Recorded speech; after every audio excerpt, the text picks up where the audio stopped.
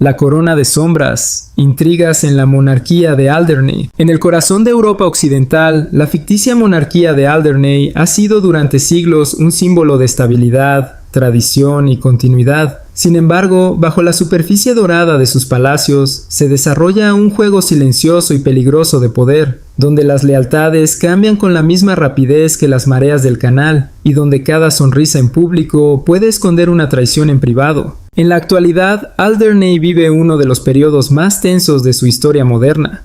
La familia real, encabezada por el anciano rey Edric IV, enfrenta no solo el desgaste natural de una dinastía centenaria, sino también una compleja red de intrigas políticas, económicas y mediáticas que amenaza con redefinir el futuro de la corona. El Palacio de Limerton, residencia oficial de la monarquía, ya no es únicamente un símbolo de unidad nacional. Se ha convertido en un tablero de ajedrez donde distintas facciones luchan por influencia. Por un lado está el círculo tradicionalista, formado por consejeros veteranos que buscan preservar el modelo monárquico clásico. Por otro, emergen asesores jóvenes, expertos en comunicación y tecnología, que desean modernizar la institución a cualquier costo. Entre ambos grupos se encuentra la familia real, dividida internamente por ambiciones, resentimientos antiguos y estrategias de supervivencia. La reina consorte Elira, figura elegante y aparentemente serena, ha comenzado a ejercer una influencia cada vez mayor en las decisiones del monarca. Sus críticos la describen como una estratega silenciosa, capaz de mover piezas sin dejar huellas visibles. Sus aliados, en cambio, la consideran la única persona capaz de mantener la estabilidad de la corona en tiempos de crisis mediática. En Alderney, la información es poder absoluto. Un pequeño grupo dentro del palacio controla filtraciones, documentos confidenciales y comunicaciones privadas. Este grupo, conocido informalmente como el Archivo Gris, nunca aparece en público, pero su influencia se siente en cada decisión importante. Se rumorea que el Archivo Gris posee grabaciones, correspondencias y registros financieros de prácticamente todos los miembros relevantes de la élite política del país. Nada entra ni sale del palacio sin que, de alguna forma, deje una huella en sus sistemas. La existencia de esta red ha generado paranoia dentro de la corte. Ministros, asesores y hasta miembros de la familia real sospechan constantemente unos de otros, conscientes de que cualquier conversación puede convertirse en un arma futura. El príncipe heredero, Dorian de Alderney, representa una nueva generación que intenta equilibrar tradición y modernidad. Educado en universidades extranjeras y formado en diplomacia internacional, Dorian cree que la monarquía solo sobrevivirá si se adapta a la transparencia del siglo XXI. Sin embargo, su visión choca directamente con los intereses de sectores internos que dependen de la opacidad institucional. Cada intento de reforma del príncipe es recibido con resistencia silenciosa, retrasos administrativos, documentos extraviados y campañas mediáticas que cuestionan su autoridad. Lo más inquietante es que estas campañas no provienen únicamente de adversarios externos, sino también de dentro del propio sistema monárquico. En Alderney, los grandes conglomerados mediáticos desempeñan un papel fundamental en la lucha por el poder. Oficialmente independientes, muchos de ellos mantienen vínculos históricos con familias nobles o con antiguos funcionarios del Estado. La prensa no solo informa, construye narrativas, destruye reputaciones y redefine alianzas. Un rumor bien colocado puede ser más devastador que una decisión parlamentaria. En los últimos meses han aparecido artículos contradictorios sobre casi todos los miembros de la familia real. Algunos los presentan como reformistas visionarios, otros como figuras desconectadas de la realidad nacional. Esta dualidad no es casualidad, sino parte de una guerra informativa cuidadosamente orquestada. El Consejo Privado de la Corona, institución encargada de asesorar al rey, atraviesa una de sus mayores crisis internas. Tradicionalmente compuesto por figuras de absoluta confianza, el Consejo ha comenzado a fragmentarse en bloques enfrentados. Una parte defiende la continuidad del modelo actual, argumentando que cualquier cambio brusco podría desestabilizar el país. Otro bloque sostiene que la monarquía debe reinventarse o enfrentarse a su irrelevancia.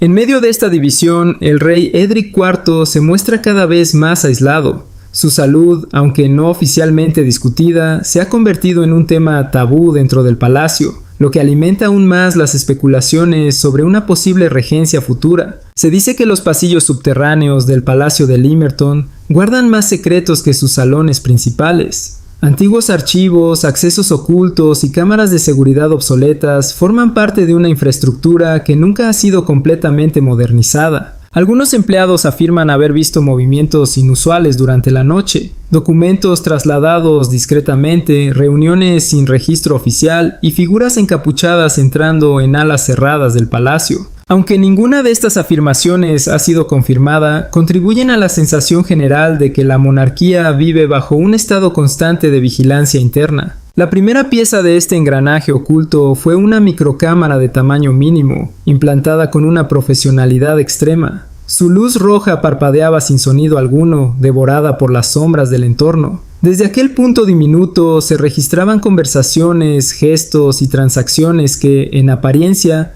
no tenían importancia, pero que en conjunto revelaban un patrón de corrupción profundamente incrustado en el corazón del sistema. Negociaciones ilícitas, intercambio de joyas de la corona, acuerdos ocultos para desviar influencia política. Todo quedaba capturado sin interrupción. El crimen no solo ocurría, quedaba archivado en tiempo real. El material recopilado fue transferido discretamente mediante un dispositivo USB entregado por un mensajero anónimo. El gesto fue simple, casi invisible. Una mano enguantada en cuero negro deslizó el dispositivo por la ventana de un vehículo en movimiento. Dentro del coche esperaba a Princess Anne. La ventana se cerró lentamente, aislando a la princesa del ruido de Londres. En su oficina, rodeada por retratos de generaciones anteriores de la familia real, Anne conectó el dispositivo a su ordenador. El ambiente cambió de inmediato. No por un sonido, sino por la densidad del significado de lo que estaba a punto de ser revelado. En la pantalla comenzaron a reproducirse las grabaciones, voces, transacciones, acuerdos oscuros. La claridad de las imágenes eliminaba cualquier posibilidad de ambigüedad. No eran sospechas, eran hechos. Sobre el escritorio, Anne desplegó además un dossier de inteligencia. Fotografías, rutas de transporte, contactos financieros y mapas de conexiones clandestinas. Cada elemento reforzaba el mismo patrón. La red de influencia no era improvisada, era sistemática. Sin embargo, su reacción no fue emocional. No hubo ira visible ni indignación teatral. Su expresión permaneció inmutable, casi clínica. En su mirada no había sorpresa, sino una forma fría de reconocimiento. Como si aquello no fuera una revelación, sino una confirmación de algo ya previsto. Anne comprendía con claridad un riesgo mayor. Si estos documentos llegaban directamente al rey, serían absorbidos por la maquinaria de protección institucional. Encubrimientos, silencios estratégicos, sacrificios menores para preservar la imagen mayor. La historia se repetiría una vez más. Por eso decidió no seguir el camino convencional. No presentaría pruebas, no iniciaría debates, no solicitaría autorización. Decidió alterar el sistema desde su base. Se dirigió al nivel más profundo del palacio, donde no se almacenaban obras de arte ni tesoros económicos, sino instrumentos de autoridad estructural. Allí, tras una pared falsa, se encontraba una cámara de seguridad olvidada por la mayoría, protegida por mecanismos antiguos y códigos heredados. Dentro de una caja de hierro estaba el objeto que definía el verdadero equilibrio del poder interno, el sello de la Rosa Blanca. Fundido en oro sólido, este emblema no era simbólico en sentido decorativo, era operativo. Permitía revocar comandos militares y anular estructuras de seguridad sin requerir aprobación adicional. Cuando Princess Anne sostuvo el sello en su mano, no lo hizo como un objeto ceremonial, lo hizo como una herramienta de intervención directa. El momento en que el sello salió de su reposo marcó el inicio de una transformación irreversible. Mientras tanto, en otra parte del sistema, el príncipe William avanzaba con precisión paralela.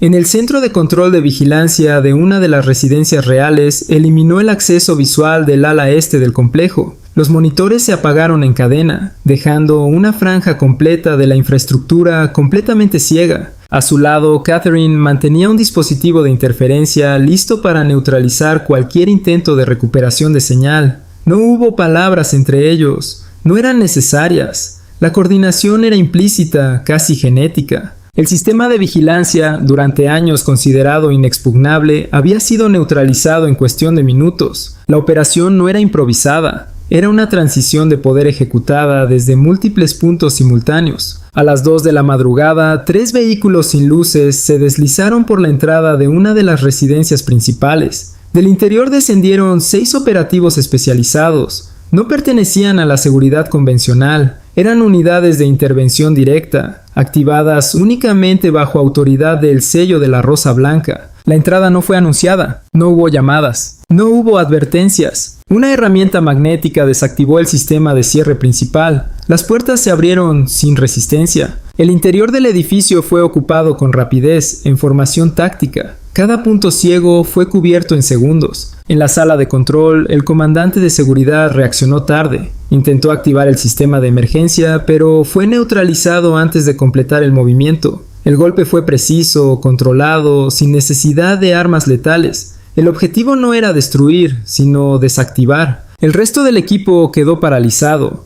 No por miedo inmediato, sino por la comprensión súbita de que la cadena de mando ya no respondía a su nivel de autoridad. La estructura de protección había cambiado de propietario sin anuncio formal. En términos prácticos, el sistema había sido transferido. En términos políticos, aún no existía declaración alguna. Esa era la naturaleza del nuevo equilibrio. La autoridad no se proclamaba, se ejecutaba. En este escenario, King Charles quedaba en una posición inesperadamente vulnerable.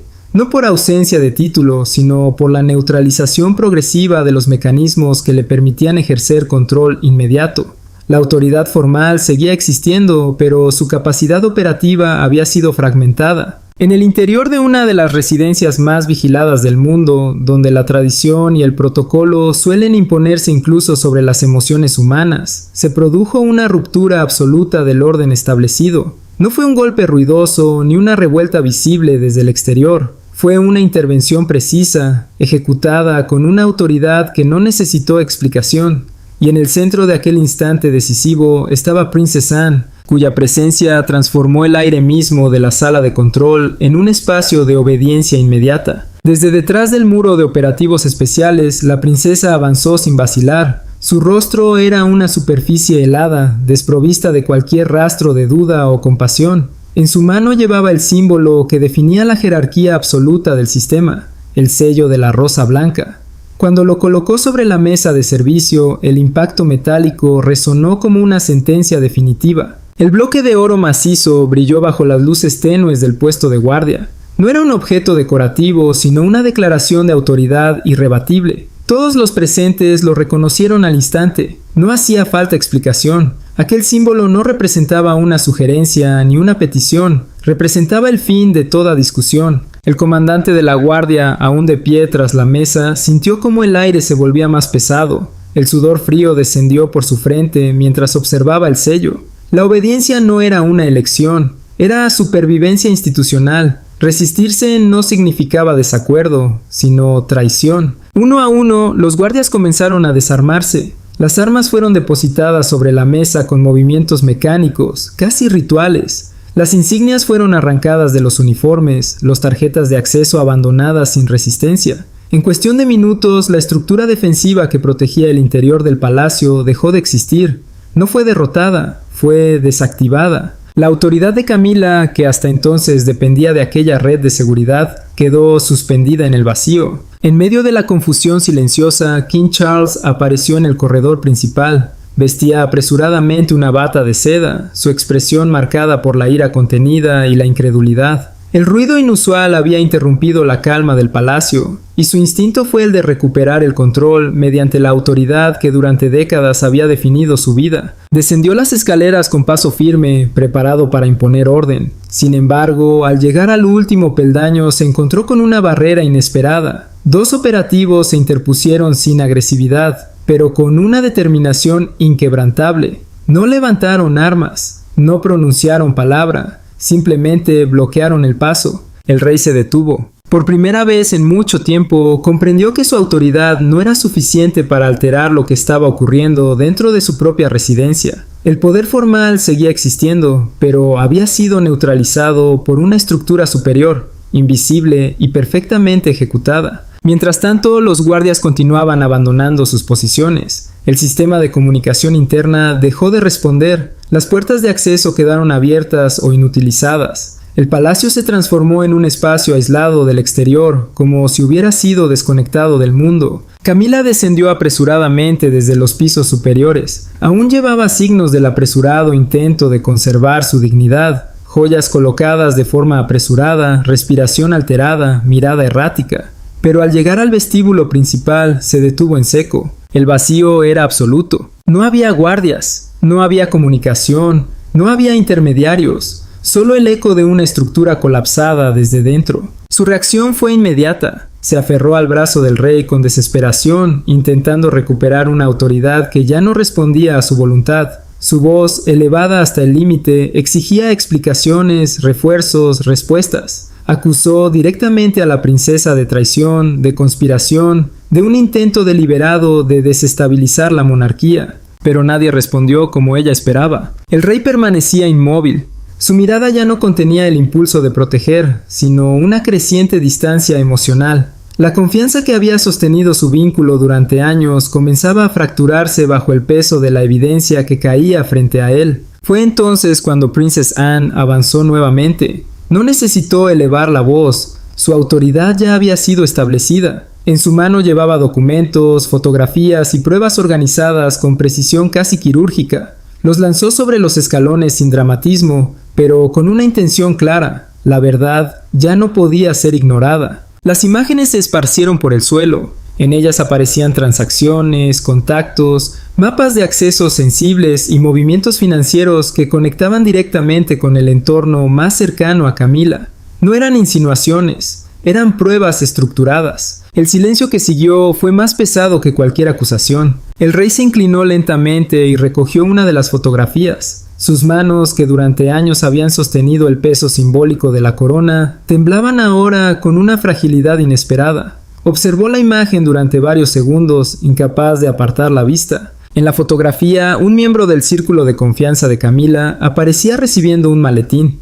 En otro documento se señalaban rutas internas hacia zonas privadas del palacio. La implicación era inequívoca. Por primera vez en décadas, el rey no enfrentaba una crisis política, sino una crisis personal. La persona en la que había depositado confianza no solo estaba involucrada en movimientos ocultos, sino que estos alcanzaban directamente la seguridad de su propia familia. El momento de ruptura no llegó con una orden, sino con un gesto. El rey retiró su brazo del agarre de Camila con una firmeza que no necesitó palabras. Fue un acto definitivo, irreversible en su significado. La mañana siguiente al colapso del orden establecido, amaneció con un silencio sepulcral en los pasillos de Clarence House. A pesar de que toda su escolta personal y su destacamento de guardia habían sido retirados durante la noche, un despojo simbólico y práctico de su autoridad, Camila se aferraba con desesperación a su última fachada de realeza. No estaba dispuesta a caer sin antes ofrecer una última actuación de dignidad monárquica. Pasó horas frente al espejo, una rutina que solía ser de preparación y que ahora se sentía como una barricada contra la realidad. Ella misma, con dedos temblorosos, prendió su cabello en un recogido impecable. Aplicó una capa generosa de lápiz labial rojo brillante, una elección cromática diseñada para ocultar el leve pero incesante temblor de sus labios. Se infundó en su vestido de seda negra más elegante una armadura de luto preventivo y colocó cuidadosamente sobre su cabeza una pequeña tiara incrustada de diamantes. Camila estaba convencida de que la estética podía doblegar la ética. Creía firmemente que, si entraba en el gran comedor con la postura orgullosa de una reina consorte, la sucia verdad de la noche anterior se desvanecería bajo el peso de la tradición.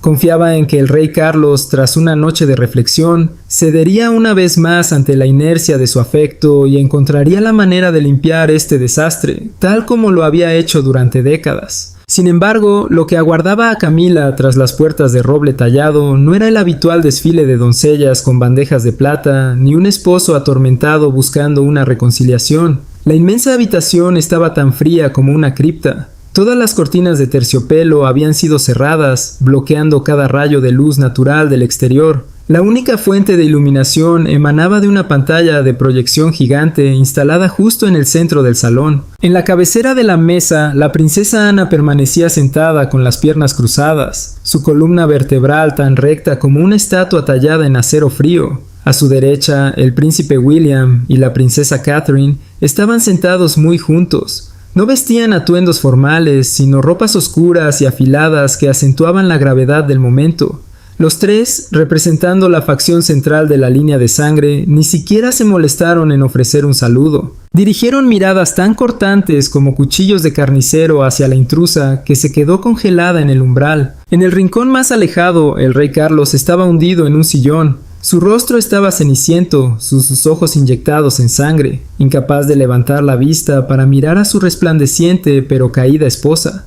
Camila intentó respirar profundamente, con la intención de iniciar con un reproche familiar, pero Ana no le dio esa oportunidad. No habría debates innecesarios. Ana sostenía un pequeño control remoto y presionó el botón con fuerza. La pantalla gigante cobró vida, rompiendo el silencio del comedor con la propia voz de Camila, aguda y condescendiente, resonando a través de los altavoces de sonido envolvente. El video secreto, capturado desde el frasco de una vela aromática, mostraba cada detalle con una claridad cristalina. La imagen de una Camila arrogante en la sala de estar de Balmoral era ahora inmensa, imposible de ignorar. Se veía su mano empujando la caja de roble que contenía el brazalete de diamantes de la difunta princesa Diana hacia un magnate de los medios extranjeros. Cada precio negociado con saña, cada directiva para organizar fotos falsas que destruyeran la reputación de William, martillaba los oídos de los presentes. Camila retrocedió un paso, sus costosos tacones resbalando en la alfombra. Su rostro, meticulosamente maquillado, comenzó a retorcerse. Levantó las manos como para taparse los oídos, lista para gritar que se trataba de un montaje, una fabricación digital.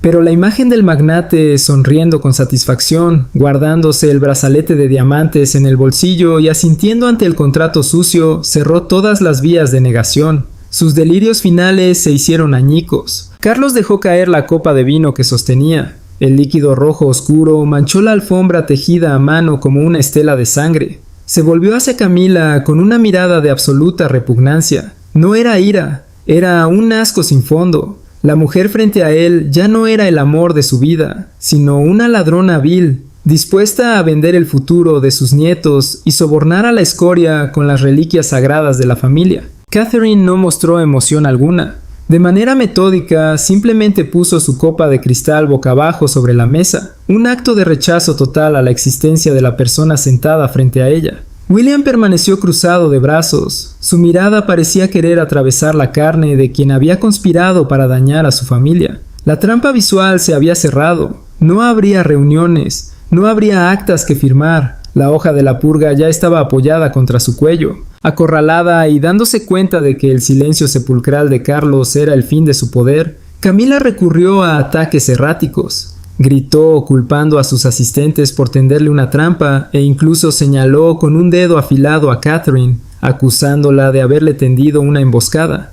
Intentó dar media vuelta para salir corriendo del comedor, con la intención de usar su teléfono personal para llamar a sus reporteros habituales y jugar el papel de víctima. Pero Ana se interpuso, bloqueando cualquier ruta de escape. Lanzó el dispositivo de grabación original y una carpeta con las fotos de la transacción en el callejón, justo en medio de la mesa de roble. «Ya no te queda espacio para jugar», sentenció Ana con una voz que no era una amenaza, sino el peso de una condena absoluta. El amanecer aún no había llegado sobre Londres cuando el eco de los gritos comenzó a romper el silencio de la madrugada. Desde las calles húmedas y cubiertas por una niebla espesa, una multitud enfurecida coreaba consignas que ya no eran simples protestas, sino sentencias pronunciadas por una nación al borde del colapso institucional. En el centro de esa tormenta emocional se encontraba Camila, inmóvil, pálida como el mármol, sintiendo cómo su mundo entero se desmoronaba sin posibilidad de retorno. No era solo la pérdida del poder lo que la paralizaba, ni siquiera la humillación pública que se estaba desarrollando ante sus ojos. El verdadero horror era la comprensión tardía de que todo lo que había vivido durante años no había sido más que una pieza cuidadosamente colocada dentro de un tablero mucho más grande. Un tablero donde ella no era jugadora, sino objetivo. Anne, con una calma inquietante, observaba la escena desde una distancia calculada. No había prisa en sus movimientos, ni rastro de emoción en su rostro. Cuando finalmente dio un paso adelante, lo hizo como si el tiempo le perteneciera. Su mano se deslizó hacia el interior de su capa oscura y extrajo un objeto que parecía insignificante a primera vista. Un cuaderno de cuero rojo oscuro, pesado, antiguo, sellado con una precisión casi ceremonial. En la portada se leían 3 palabras grabadas en oro desgastado: Operación Corona Limpia. El ambiente cambió en cuanto el objeto apareció. Incluso los guardias parecieron tensarse. Anne no dijo nada. Simplemente lanzó el cuaderno sobre la mesa con un gesto seco. El impacto resonó como un veredicto. El libro se deslizó lentamente hasta detenerse frente al príncipe heredero, que lo observó en silencio antes de abrirlo. Las páginas se desplegaron como heridas abiertas. En la primera hoja, bajo el encabezado Nivel 1, Parásitos de sangre externa, el nombre de Camila aparecía tachado con una línea roja violenta. No era una simple eliminación administrativa, era una declaración de extinción social. Pero lo peor estaba aún por revelarse. Las páginas siguientes estaban repletas de nombres, decenas, luego cientos. Individuos que habían prosperado dentro del sistema, beneficiándose de privilegios, influencias y secretos que jamás les pertenecieron. Cada nombre estaba acompañado de anotaciones detalladas, vínculos, transacciones, favores ocultos. Una red completa de infiltración cuidadosamente documentada durante años. Camila sintió que el aire abandonaba sus pulmones. No era una condena aislada, era una purga sistemática. El golpe psicológico fue inmediato. Todo lo que había creído controlar era, en realidad, parte de una estrategia diseñada para su caída. Incluso su exposición pública, incluso la retirada de su seguridad durante la noche anterior, todo había sido una distracción, un señuelo. Anne había esperado este momento desde el principio. La llamada ley marcial de la Rosa Blanca no había sido concebida para castigar a una sola traidora. Era el mecanismo legal que activaba una reestructuración total del poder interno, un reinicio silencioso del sistema. El príncipe heredero cerró el libro lentamente. No había sorpresa en su rostro, solo una fría aceptación de lo inevitable.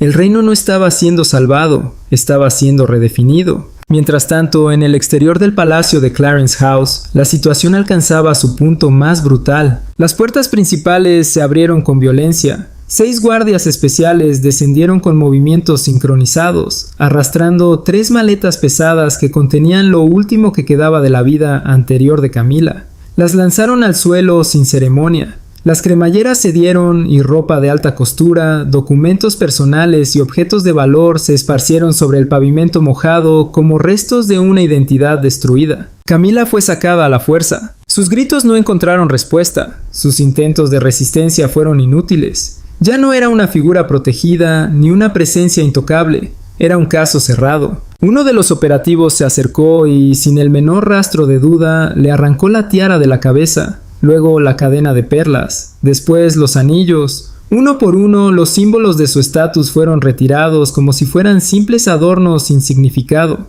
La transformación fue total. En cuestión de minutos, la mujer que había habitado los salones del poder quedó reducida a una figura irreconocible, envuelta en un abrigo gastado, empujada hacia un vehículo negro sin insignias. No había escolta, no había protocolo, no había despedida. Solo expulsión. El destino ya estaba decidido. Un aislamiento permanente en una granja remota en las tierras heladas del norte, donde el silencio sustituiría cualquier forma de existencia social. Sin comunicación, sin testigos, sin historia. Un borrado completo. Al mismo tiempo, en otro punto de la ciudad, un coche policial atravesaba las calles a toda velocidad. Dentro, el asistente implicado en la red de filtraciones era mantenido en el suelo del vehículo, con las manos esposadas y la cabeza forzada hacia abajo. Los flashes de los paparazzi iluminaban la escena como si fuera una ejecución pública. Su reputación no sobreviviría al amanecer. En lo alto del palacio, el rey permanecía encerrado en una habitación oscura. Las cortinas estaban selladas, no había luz, no había sonido. Solo la presencia de un hombre que había perdido el control de su propio legado sin siquiera comprender el momento exacto en que ocurrió. El poder, cuando se fragmenta, no desaparece, se redistribuye, y él ya no formaba parte de esa ecuación. En el balcón principal, Anne y el heredero observaban el horizonte. El viento cortante golpeaba sus rostros sin provocar reacción alguna. Debajo de ellos, la ciudad continuaba su vida ignorante del cambio estructural que acababa de ocurrir en sus cimientos más profundos. El vehículo que transportaba a Camila se perdió entre la niebla. No hubo despedida, no hubo justicia emocional, solo eficiencia. El proceso había concluido con precisión quirúrgica. El cuaderno rojo permanecía en manos de Anne, aún abierto, aún activo. Porque el sistema no se detiene con una sola eliminación, solo aprende, ajusta y continúa. La verdadera pregunta no era si Camila merecía su destino. La verdadera pregunta era cuántos nombres más estaban escritos en esas páginas, esperando su turno. Y en un reino donde la legitimidad se redefine en silencio, la historia nunca termina con una victoria, termina con una lista.